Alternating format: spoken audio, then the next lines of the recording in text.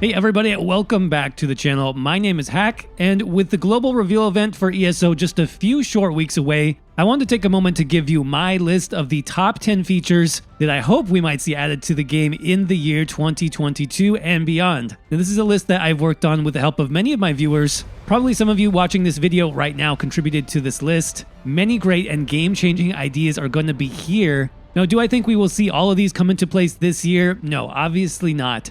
The devs for this game can only do so much, but in general, these are the ideas that I see come up the most, and the ones that I think would make the most positive impact on the game overall. Of course, I probably missed a few, and if I did, please leave a comment below with your own ideas. That said, let's jump right into it.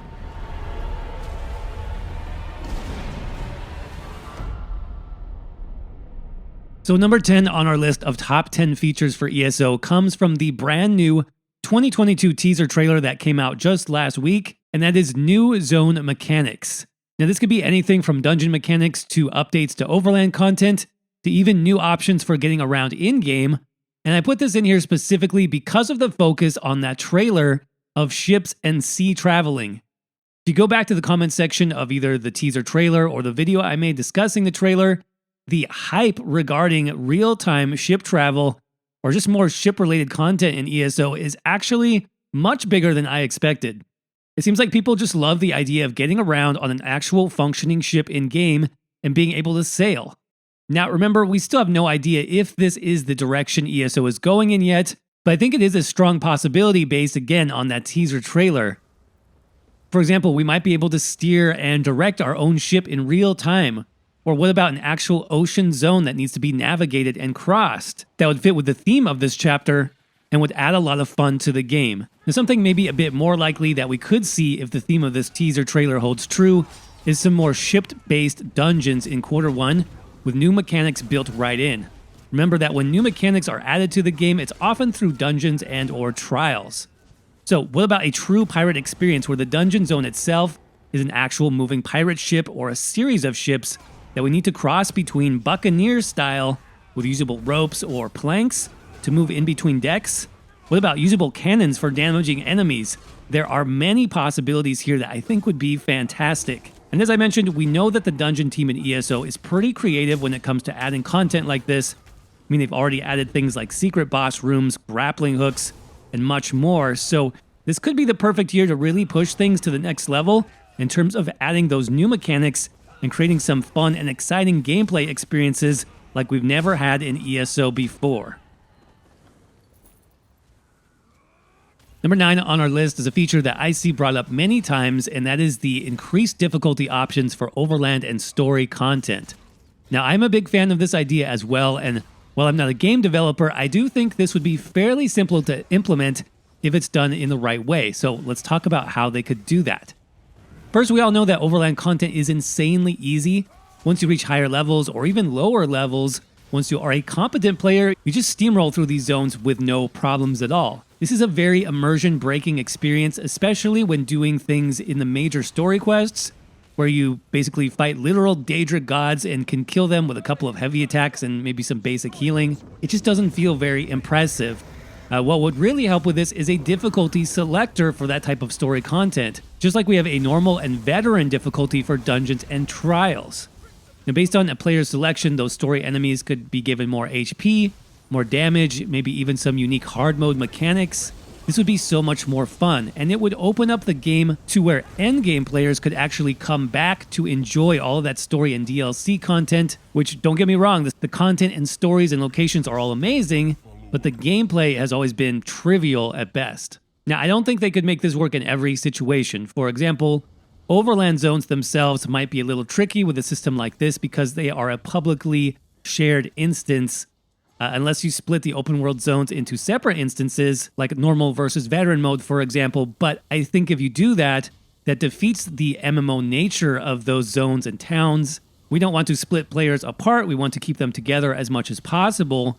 What I'm talking about here is the already instanced story areas where you usually don't see any other players in those spots anyways. Those like self-contained quest experiences, you should be able to just flip a switch and make them harder, make them more engaging, just like you can with dungeons and trials, so that endgame players can enjoy that content just as much as new players.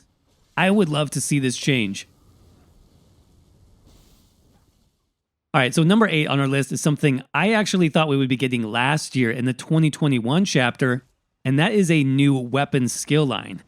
You guys, I was so sure we would get something like this because the in-game trailers, those characters often were using weapon skills that just aren't in-game yet. Things, for example, like a one-hand and rune skill or a spellcasting tome. Actually, in the Deadlands trailers, you can see Lyrinth uses a skill very similar to this, which that was a big disappointment for me, honestly, because I thought they were leading up to a new weapon skill line at that time in ESO. We didn't get it then, but now it's definitely needed. I would say particularly on the Magicka side. We know, for example, stamina weapons are quite prevalent in the game right now. You have dual wield, you have two-hander, bow, sword, and shield. So basically 4 weapons for stamina builds. Magicka instead is relegated down to just 2 weapons, that being Destruction Staff and Restoration Staff. And if you're not a healer, or you're not doing PvP, you basically just double bar the Destro Staff, which equates to 0 build diversity when it comes down to Magicka builds. It's really hard to make diverse builds in ESO just because of the lack of weapons. Now I'm going to talk about another similar MMO here for a second, that being New World. I've played New World quite a bit, I've covered it, I've made videos on it, and New World is adding new weapons to their game all the time. This game just went live a few months ago, and they already have more total weapons than ESO. They definitely have more magical weapons than ESO does currently, so the Elder Scrolls Online really needs to step things up in this regard. Now, if you know anything about the lore of the Elder Scrolls universe, adding more magic or more staff-type weapons is very doable. In previous Elder Scrolls games, for example, we actually had conjuration magic, and alteration and illusion. And of course, there's the one-handed rune that we mentioned earlier. So there are many different ways to go in this area, and we just need something like this right now. We need more build diversity, we need more options for combat, and I think new weapon skills is a great way to do that. Number 7 on our list of new features we need in ESO is going to be spellcrafting. This is similar to what we just talked about with weapon skill lines, but this would be a new skill line not tied to any specific weapon, where you can actually create customized skills and spells. Now, I'm not going to go super in-depth here because I already have in another video previously did a complete breakdown of what spellcrafting could look like in ESO. So if you want to check that out, I'll put a link for it in the description and the card in the top right corner. But why would this be a good feature for ESO? Well, since any character we build currently is basically stuck within the class system and the skills that come with that class, spellcrafting could actually add a lot in terms of extra variety and extra freedom when it comes to making builds. For example, maybe you play a Necromancer, which as a class doesn't have any abilities that give you the buffs Major Brutality or Major Sorcery. This is extremely important for doing damage.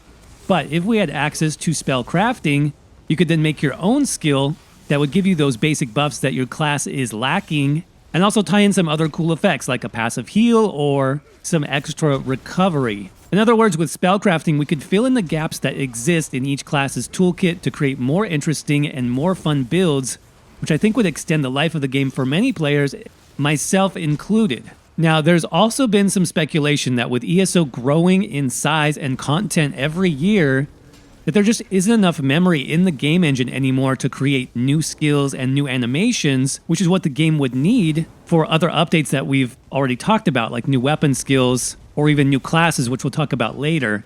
Now, this is just speculation at this point. We don't have confirmation that this is truly a problem, even though the ESO game director did sort of allude to this in a recent interview.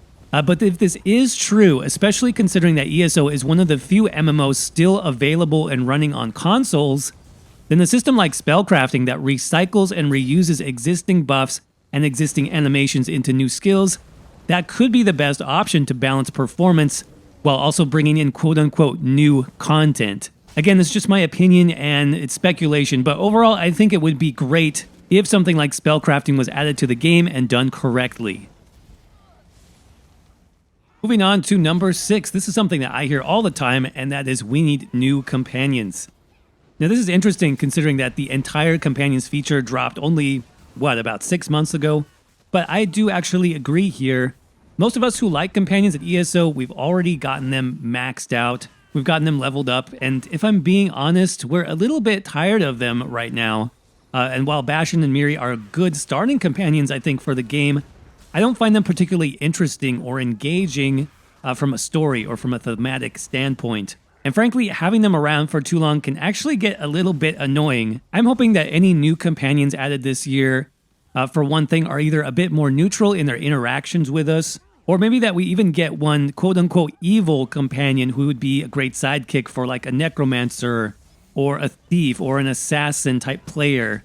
What about a vampire or a werewolf companion? I'd even love to see characters that we know from the game world itself be able to become companions eventually at certain points in the story. For example, can you imagine having Cadwell join you as a companion? That would be awesome. I would use him all the time. Now, this year, I'm also hoping for some cleanup to the companion systems in the game, especially when it comes to equipment. For example, it doesn't make sense that we can upgrade our own gear, but not our companion's gear. Not even a master crafter can do that at this point in the game. And the fact that we have to carry around companion gear for them is still kind of ridiculous. I think companions in ESO should have had their own inventory space from the start. Even if all they can do is just hold their own gear pieces, it just makes sense, and it would be so much better for inventory management. All these items that we have to carry or bank for companions is literally becoming a nightmare, especially for console players. So something needs to be done about this here very, very soon. Hopefully it is. Moving on to number 5 on our list of features that I'd love to see added to the game is new set options.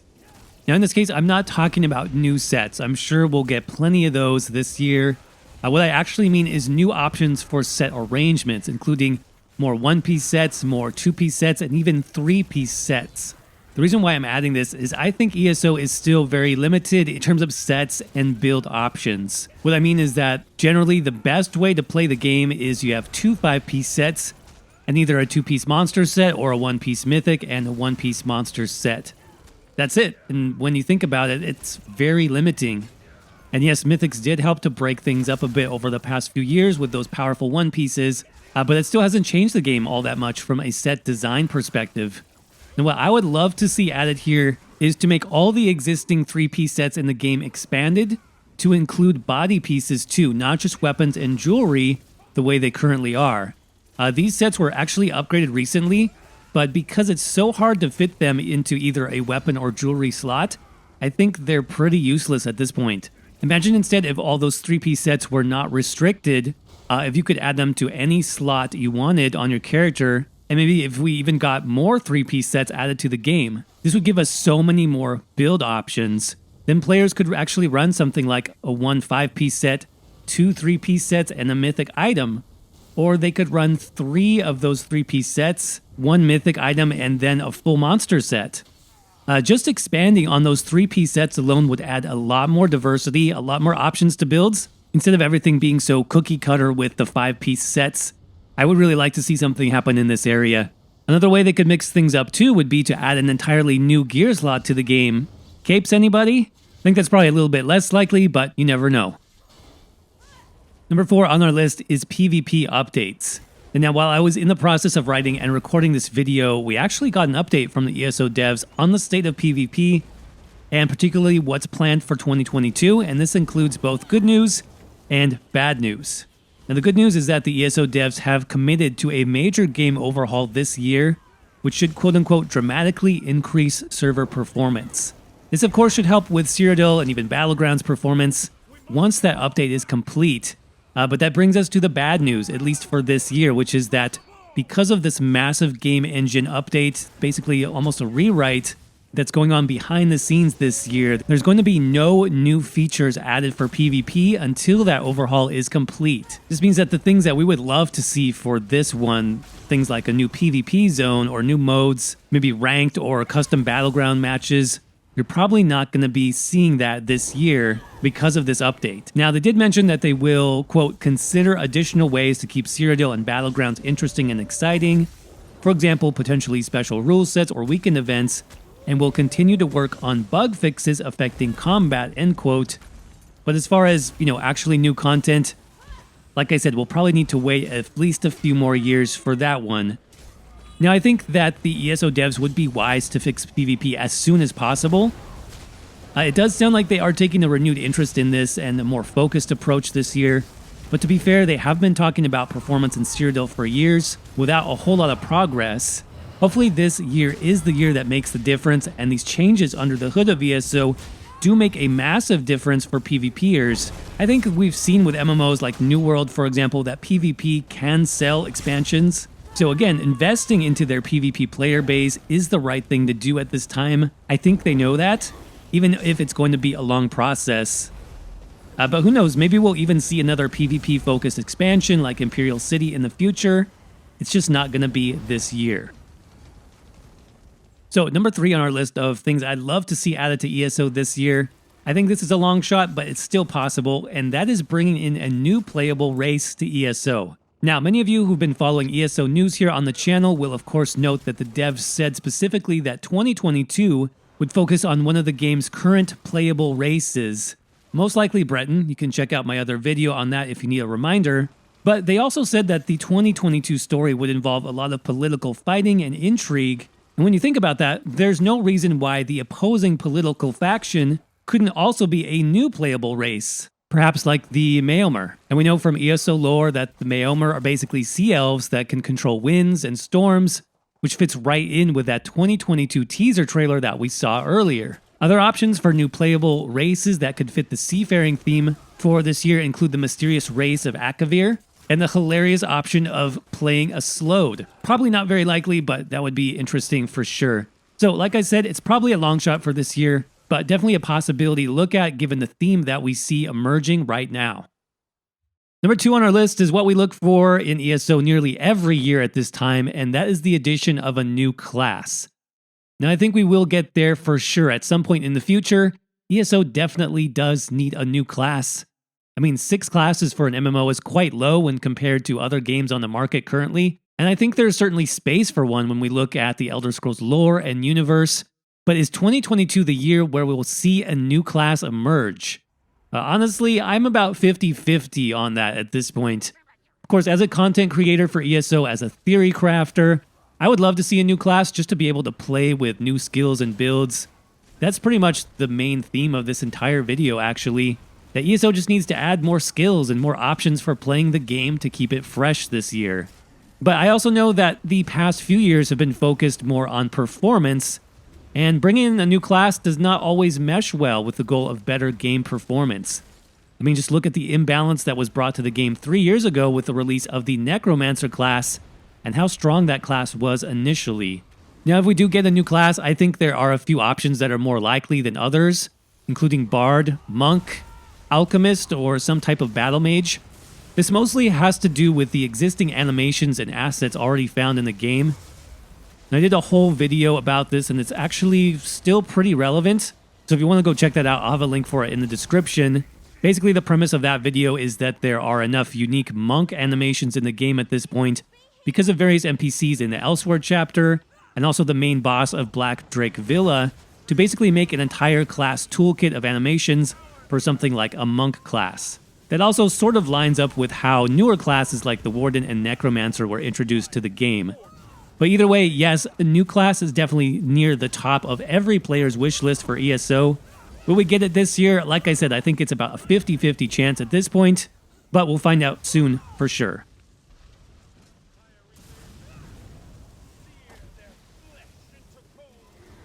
And that brings us to the number 1 feature that we need in ESO. And this is one, you guys, that there's just no getting around anymore. And in fact, when you talk to players, many of them will prioritize this over adding important new content like new classes. And that is, we need better performance, especially on consoles. There's just no denying it anymore. I mean, when you figure in things like the development time for ESO, it's really starting to show its age at this point, and with new features being added, things are breaking more often as well. Now, I've been playing mostly on PC these past few years, which performance is better. Before that, I was an Xbox player, and recently I went back to the Xbox server just to try things out. And even with less people active, performance is noticeably worse. I was noticing things like the map not fully loading because there's too many icons on it, or players only visible as black outlines. Some NPCs wouldn't appear or appeared very slowly as pop-ins. And if you're a console player, I'm sure you can attest to this and more. Basically, the game is just so big at this point. It's massive, and it needs to be fully optimized, especially for consoles, in order to be playable and enjoyable for us as players.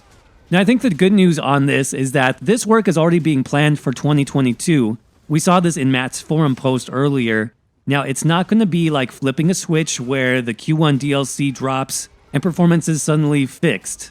It's not going to work like that. When we talked about PvP content earlier, we looked at that post from Matt on the forum, which mentions rebuilding many aspects of the game from the ground up in order to improve performance. This is actually happening right now, but it's not a quick fix. It's more like an investment.